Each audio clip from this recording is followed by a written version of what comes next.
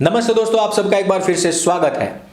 आज का सबसे बड़ा विषय हेमंत विश्व शर्मा जी और योगी आदित्यनाथ जी के तत्कालीन बयान। सबसे पहले मैं शुरुआत करूंगा हेमंता जी से। हेमंता जी ने स्पष्ट तौर पर कहा है कि विश्व में कहीं पर भी हिंदू परेशान अगर है तो वो भारतवर्ष आ सकता है। भारतवर्ष हिंदुओं का देश है और वो कहीं पर भी परेशान होने वाले हिंदुओं की शरण स्थली है। अभी आपने देखा किस प्रकार से पश्चिम बंगाल में तृणमूल कांग्रेस के नेताओं ने दौड़ा दौड़ा कर हिंदुओं, खास करके भारतीय जनता पार्टी के कार्यकर्ताओं को मारा था और उनमें से कई सौ लोगों ने भाग करके, जान बचा करके असम में शरण ली थी। असम में शरण लेने वाले लोगों में से अधिकतर युवा, बुजुर्ग और बच्चे, महिलाएं सब थे। आपने ये भी देखा कि किस प्रकार से तकरीबन 49 लाख बीघा जमीन के ऊपर कब्जा करके बैठे हुए जिहादियों से भी हेमंता विश्व शर्मा जी की फाइट अभी चल रही है और जिसके खिलाफ इस्लामिक रिपोर्टर्स तो वैसे तटस्थ होते हैं, देश के होते हैं, लेकिन अपने देश में अरफा खानूम शेरवानी हो या रेडियो जॉकी साइमा हो, इस तरीके जितने भी लोग हैं ये सारे के सारे इस्लामिक रिपोर्टर्स और इस्लामिक आरजेज हैं। इन लोगों ने भी इस पर काफी आउटरीच किया था और कहा कि वहां पर बेगुनाहों को मारा जा रहा है, लेकिन हेमंता विश्व शर्मा जी पीछे नहीं हटे और उन्होंने कहा कि यह जमीन गैर कानूनी तरीके से कब्जे में ली गई है और हम इसको छुड़वाएंगे। इस पर कार्यरत रहते हुए उन्होंने काफी बड़ी जमीन का क्षेत्र छुड़वा भी लिया है और उसको सरकारी कब्जे में ले लिया है। पश्चिम बंगाल से आए हुए हिंदुओं को शरण देने के बाद, ये जमीन छुड़वाने के बाद, जिहादियों को वहां से खदेड़ने के बाद और अपने प्रदेश के अंदर एनआरसी को लागू करने के लिए सख्ती से सामना करते हुए खड़े होने के बाद उन्होंने ये बात कही है कि विश्व में कहीं पर भी कोई भी व्यक्ति जो हिंदू है, जो प्रताड़ित है, जो परेशान है, जो तंग है, वो यहां पर आए उसको शरण दी जाएगी। ऐसे समय में हिंदू हृदय सम्राटों, जिन्होंने की बड़े बड़े वादे किए, जिन्होंने की बड़ी बड़ी सीटें ली, लेकिन कहीं ना कहीं छोटे मोटे आंदोलन से जो अभी बैकफुट पर हैं, उन लोगों को भी इन छोटे नेताओं से सीखने की आवश्यकता है। हेमंता विश्व शर्मा जी इससे पहले भी अपनी कैडी बयानबाजी की वजह से जाने जाते रहे हैं। उन्होंने एक बार कहा था कि मुझे मियाओं का वोट नहीं चाहिए। उन्होंने ही गैर कानूनी तरीके से चलने वाले मदरसों को समाप्त किया था, उन्होंने उनकी फंडिंग बंद कर दी थी और यही नहीं, उन्होंने संस्कृत को बढ़ावा देने वाले विद्यालयों की भी स्थापना की और उनको खुलवाया है।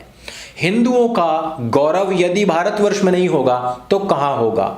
और इसमें बढ़ चढ़कर यदि किसी का नाम सामने आता है तो वो हैं योगी आदित्यनाथ जी। योगी आदित्यनाथ जी के पद चिन्हों पर चलने का प्रयास आजकल अधिकतर मुख्यमंत्री कर भी रहे हैं और योगी आदित्यनाथ जी ने जिस प्रकार का रोड मैप बनाया है और उसमें जिस प्रकार से बहुसंख्यक हिंदुओं, जिनको कोई भी कहीं से भी आकर के आतंकवादी कह देता था, जिस प्रकार से अभी राशिद अल्वी ने सभी हिंदुओं को राक्षस कालनेमी बता दिया है। ये सारे वीडियोस में पिन कमेंट में दूंगा, टेलीग्राम पर जाकर के देख लेना। ढोंगरेसियों के हर एक बयानबाजी मैं जो यहां पर दिखाता हूं वो नीचे पिन कमेंट में भी देता हूं ताकि आप लोग वहां पर जाकर के देख भी सकें। जिस प्रकार से अभी राशिद अल्वी ने हिंदुओं को कालनेमी राक्षस बता दिया है, बताने वाला कौन? खुद मलेच्छ राक्षस प्रजाति का व्यक्ति, राक्षस डीएनए का व्यक्ति है। ऐसे समय में योगी आदित्यनाथ जी ने हिंदुओं के हित की पूरी रक्षा करते हुए, पूरा ख्याल रखते हुए हर चीज के ऊपर ध्यान दिया है। जिस प्रकार से हमने देखा अयोध्या के अंदर हर साल नया विश्व कीर्तिमान Guinness book of the world record में शामिल होता है। जिस प्रकार से अभी हम देखने वाले हैं कि काशी विश्वनाथ में अभी हम देव दीपावली मनेगी, वह भी उसी विश्व स्तर की होने वाली है।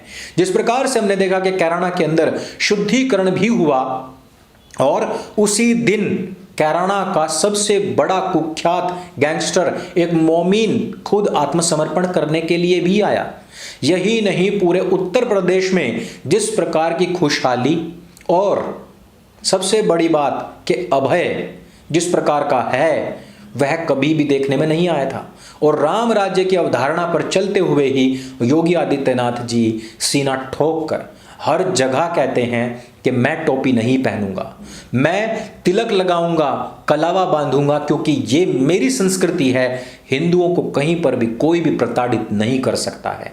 यह होना चाहिए हमारे उन राष्ट्र नेताओं के मन की बात जो कि इस देश के ऊपर इसका सरताज बनने का सपना देखते हैं। और इस बात को मैं कई बार कह चुका हूं कि देश जब तक सनातन वैदिक राष्ट्र हिंदू राष्ट्र नहीं बनेगा, यह पूर्ण रूपेण सेक्युलर नहीं रह सकता है। वो वाला सेक्युलर जो असल अवधारणा थी, क्योंकि हम सबकी भावनाओं की कदर करते हैं, सर्वे भवन्तु सुखिनः कहते हैं, सबके कल्याण की कामना करते हैं हर सुबह हर रोज, बच्चे से लेकर बूढ़े तक। लेकिन जिस प्रकार का सेक्युलर देश फिलहाल बना हुआ है, यह प्रो इस्लामिक देश है और यह इस्लामिक देश बनने की ओर अग्रसर है। यह दारुल इस्लाम की ओर बढ़ते हुए कदम हैं, जिनको रोकने के लिए केवल एकमात्र रास्ता है, और वो है इस देश को सनातन वैदिक राष्ट्र हिंदू राष्ट्र घोषित करना, और जिसके लिए अभी से ही हमें कार्य करने की आवश्यकता है। लेकिन उसके लिए जितनी सख्ती चाहिए, जितनी मजबूती चाहिए, वो अभी हमें मुख्य धारा दिल्ली की ओर से देखने को नहीं मिलती है। लेकिन भविष्य में हमें कहीं ना कहीं इन दो नेताओं से काफी उम्मीदें लगती हैं। आप लोगों को क्या लगता है? क्या आपका भी यही विचार है कि इन दो नेताओं से भविष्य में काफी उम्मीदें हैं? क्या आपको भी यह लगता है अन्य लोगों की तरह कि बाकी जो सेंटर में बैठे हुए लोग हैं वो अभी भूमि को समतल कर रहे हैं, आगे का विनिर्माण का कार्य यही दो नेता योगी आदित्यनाथ और हिमंत विश्व शर्मा करेंगे? क्या आपको लगता है कि केंद्र में बैठे हुए जो लोग हैं वो अभी भूमिका बना रहे हैं, आगे इस राष्ट्र के निर्माण की कमान इन दो नेताओं पर ही आने वाली है? आपको जो भी लगता हो नीचे हमें कमेंट करके जरूर बताइएगा। राशिद अल्वी जैसे मलेच्छों पर आपके क्या विचार हैं ये भी हमें बताइएगा। और ढोंगरेस ने अभी तक हिंदुओं को हाशिए पर क्यों रखा?